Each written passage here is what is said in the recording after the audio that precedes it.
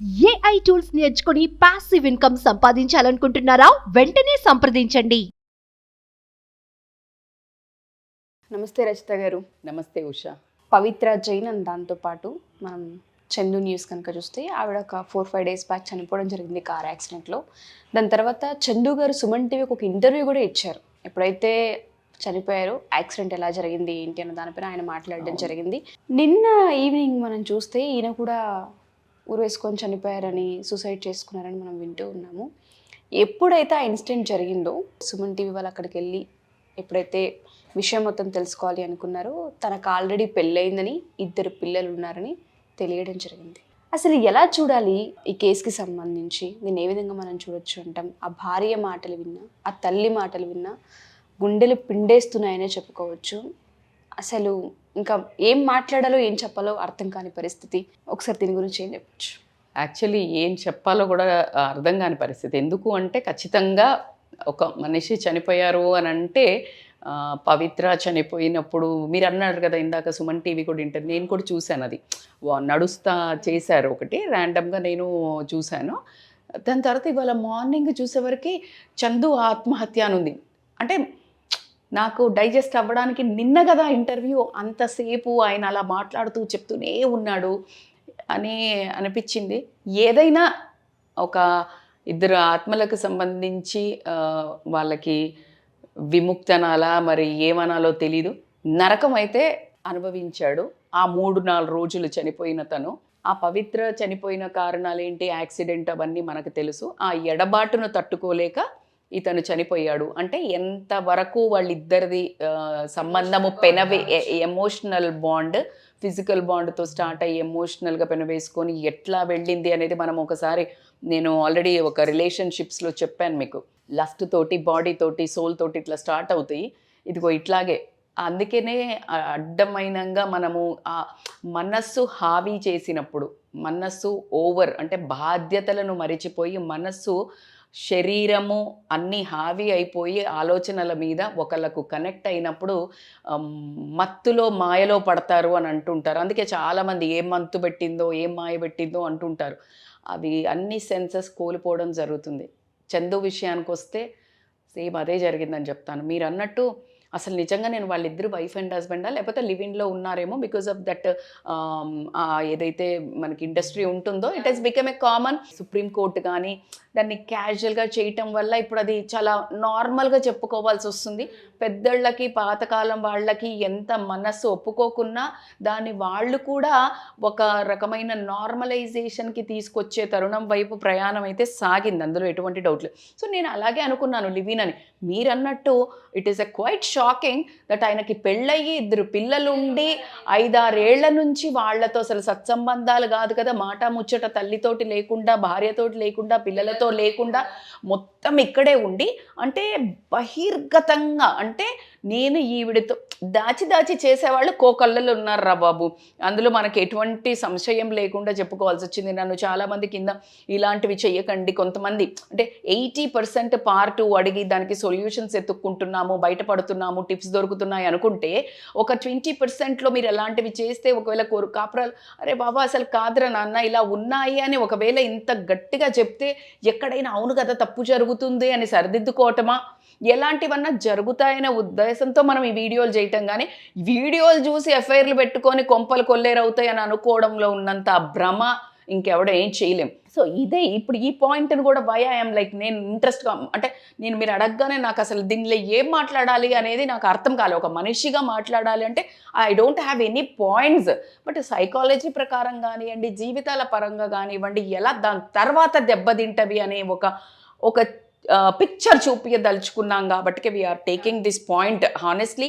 నేను మాట్లాడటానికి రీజన్ దీన్ని ఏ యాంగిల్, ఒక్కొక్క angle is a separate track Usha. అది వాళ్ళకి అతనికి పెళ్ళి కాకముందుది నేను స్టార్ట్ చేస్తే కనుక, అతనికి పెళ్ళి అంటే ఈ అమ్మాయి పరిచయం కాకముందు పవిత్ర ఎవరైతే వైఫ్ ఉందో తనతో అసలు తన ప్రేమ ప్రయాణము మీరు నమ్మరు 11 years. 2004-5లో వాళ్ళిద్దరికి రిలేషన్షిప్ స్టార్ట్ అయితే 2015లో పెళ్లి చేసుకున్నాడు. అంటే మనిషి పరంగా అంటే ఇప్పుడు నేను చెప్తే అందరికీ కోపం వస్తుందేమో కానీ మనిషి పరంగా ఆయనకి ఒకళ్ళ ఎడిక్ట్ అవుతే అంటే అర్థమవుతుందా మీకు? ఒక్కళ్ళ మీదే డిపెండ్ అవుతాడు. Is a addiction. అంటే ఆ మనిషి నచ్చితే, ఆ మనిషితో ఒక రిలేషన్ ఏర్పడితే హీ విల్ బికమ్ ఎడిక్ట్. ఆ ఎడిక్షన్ అయ్యి వాళ్ళను వదిలి వెళ్ళే క్యారెక్టర్ కాదు అనడానికి 14 years is a whatever 11 years is a big time. ఏది పెళ్ళి కాకుండా కమిట్ అయి ఉండటం మీకు అర్థమవుతుంది కదా.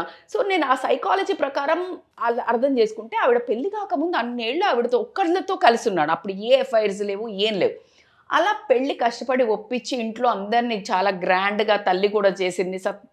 సంతోషంగా జాగుతున్న సమయంలో మళ్ళీ ఒక అదే అంటారు కదా, ఎక్కడో ఒక దస్తక్ కొడుతుంది జీవితంలో. కర్మ అంటారా, అమ్మాయి కర్మనా అర్థం కావట్లేదు.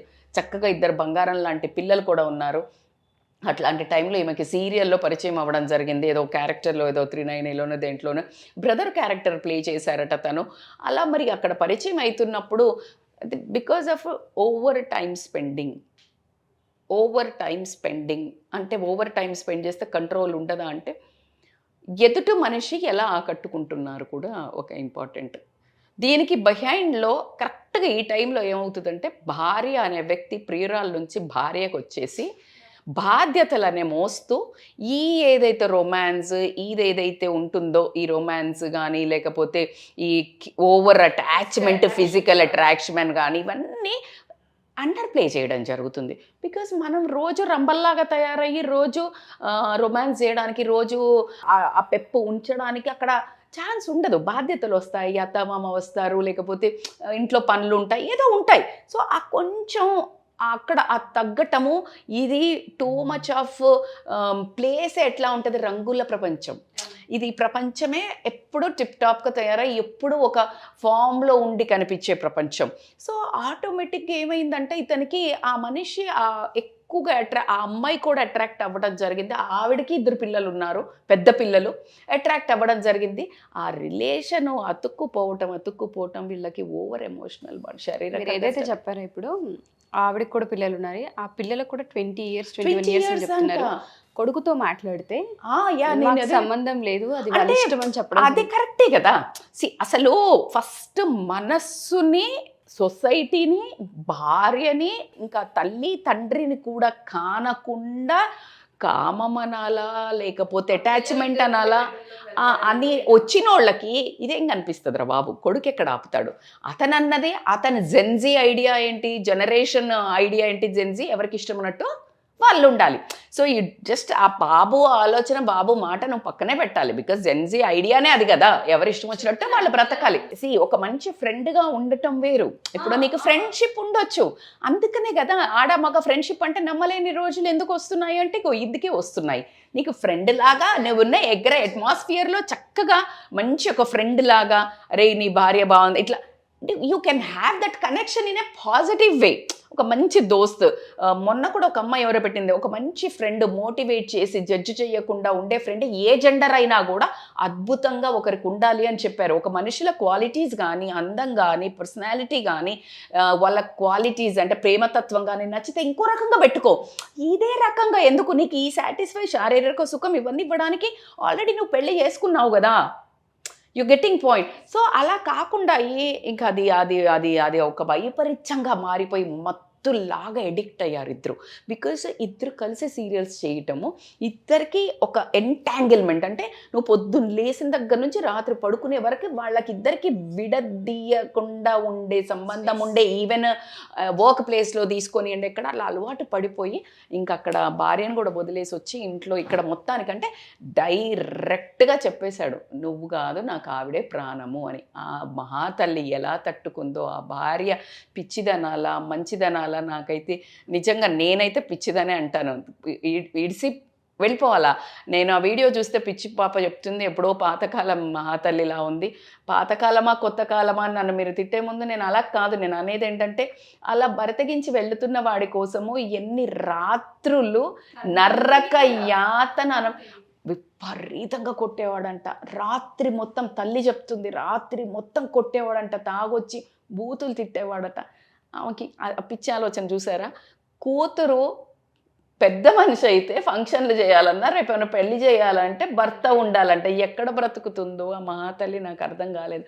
అలాంటి వాడు ఉంటే ఏంటి, లేకుంటే ఏంటి, అని విడిపోయి డివోర్స్ తీసుకొని తన జీవితాన్ని, మేడం మీరు డివోర్స్ తీసుకోమంటారా? ఏం చేశారు?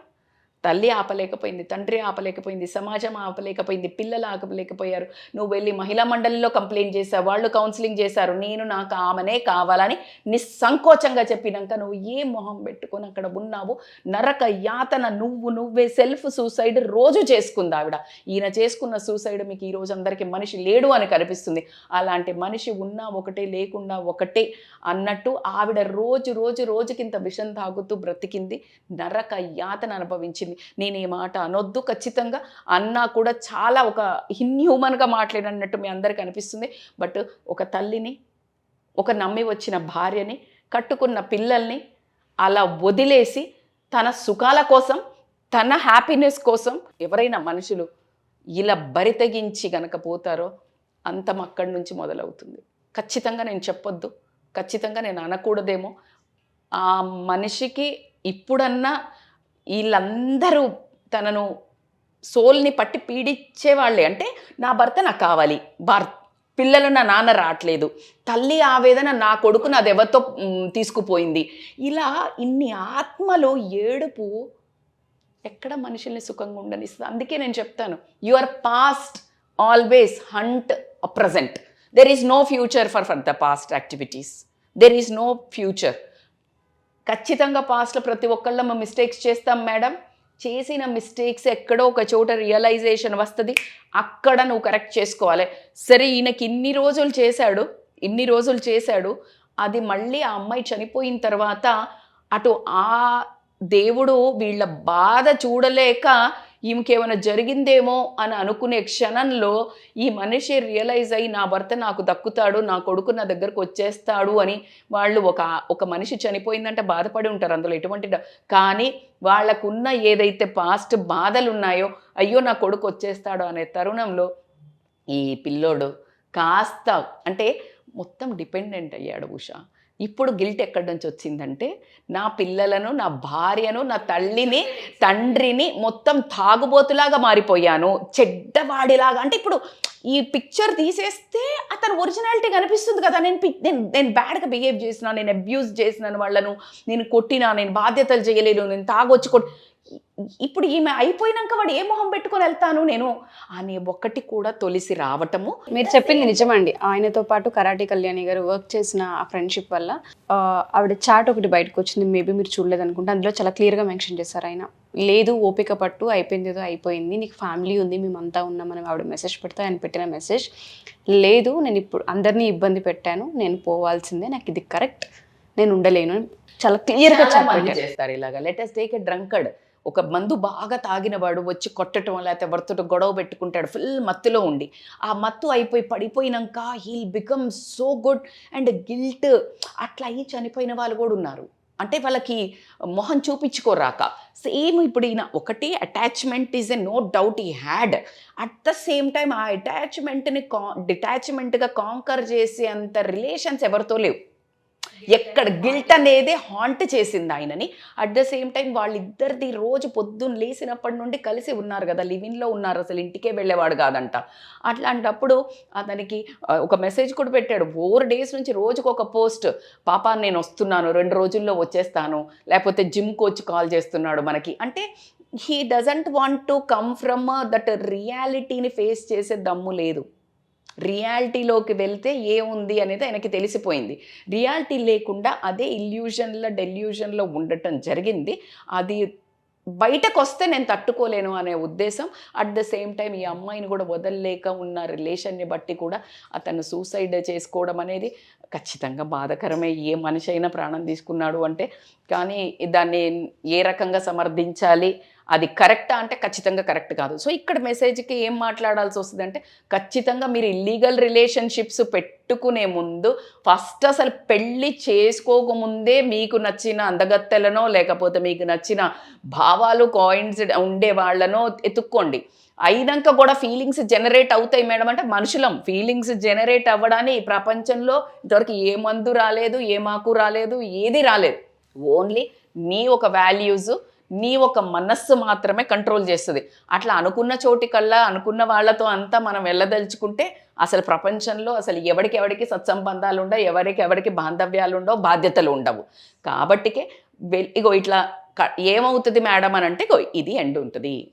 మీ స్టోరీకి కార్డ్ ఏం పడుతుంది మీకు తెలియదు కదా, ఏ సినిమా ఎలా వెళ్తే ఏ శుభం కార్డు పడుతుందా అంటే ఇలాంటివి జరిగినప్పుడు ఏ రిలేషన్షిప్ ఎక్స్టర్నల్గా స్టార్ట్ అయింది శుభం కార్డ్ అనేది ఉండదు.